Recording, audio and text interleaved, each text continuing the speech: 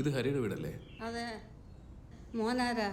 ഞാൻ സിദ്ധാർത്ഥ്, ഹരിയുടെ പഴയൊരു കൂട്ടുകാരനാണ്. കുറച്ചാൾ നാട്ടിലില്ലായിരുന്നു, കഴിഞ്ഞ ആഴ്ച വന്നത്. അയ്യോ മോനെ, പ്രായത്തിൻ്റെ ആയിട്ടുള്ള മറതിയുണ്ട്. മോൻ കയറി വാ, കുടിക്കാനെടുക്കാം. അല്ല,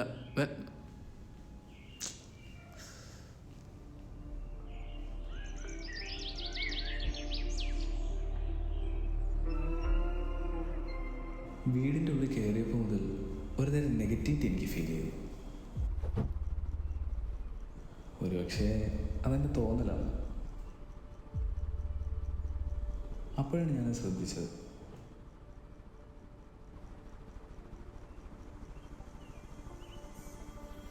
ചുമര് നിറയെ ഹരിയുടെ, അച്ഛൻ്റെയും അമ്മയുടെയും ഒക്കെ പഴയ ഫോട്ടോ ഫ്രെയിംസ് ഉണ്ടായിരുന്നു.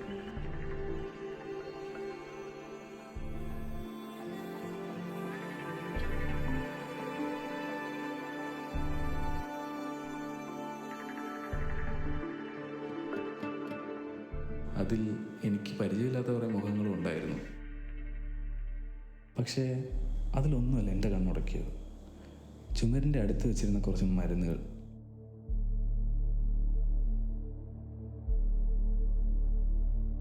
അതിലുണ്ടായിരുന്ന ഒരു ടാബ്ലറ്റ്. അതിൻ്റെ പേര് എവിടെയോ കേട്ടറിയാവുന്ന പോലെ തോന്നി.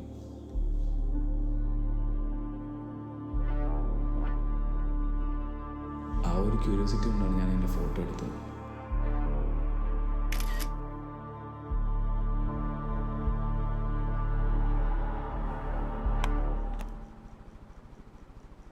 ഇതാ മോനെ.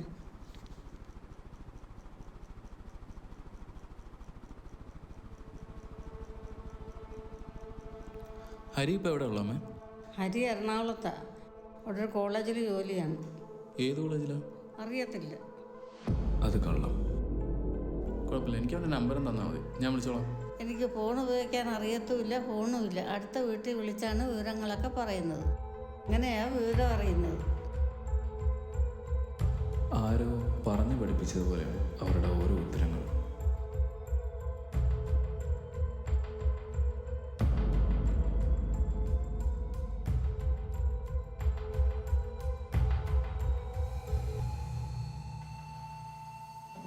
ചായക്ക് നല്ല ചൂടാണ്, ശ്രദ്ധിച്ചു കുടിക്കണം.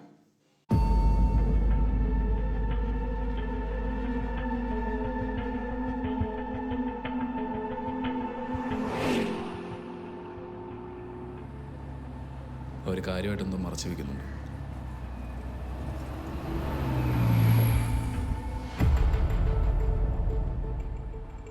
എടാ, നീ ഈ മരുന്ന് കണ്ടോ?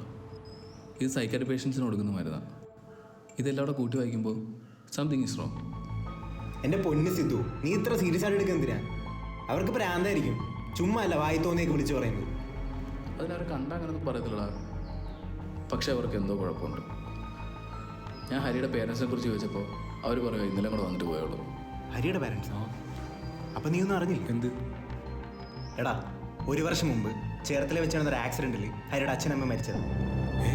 പിന്നെ അവരെങ്ങനെ? എന്നിട്ട് ഞാൻ അറിഞ്ഞില്ലല്ലോ. ആ കൊള്ളാം, ഞാൻ വിചാരിച്ച നീ അറിഞ്ഞെന്നാ.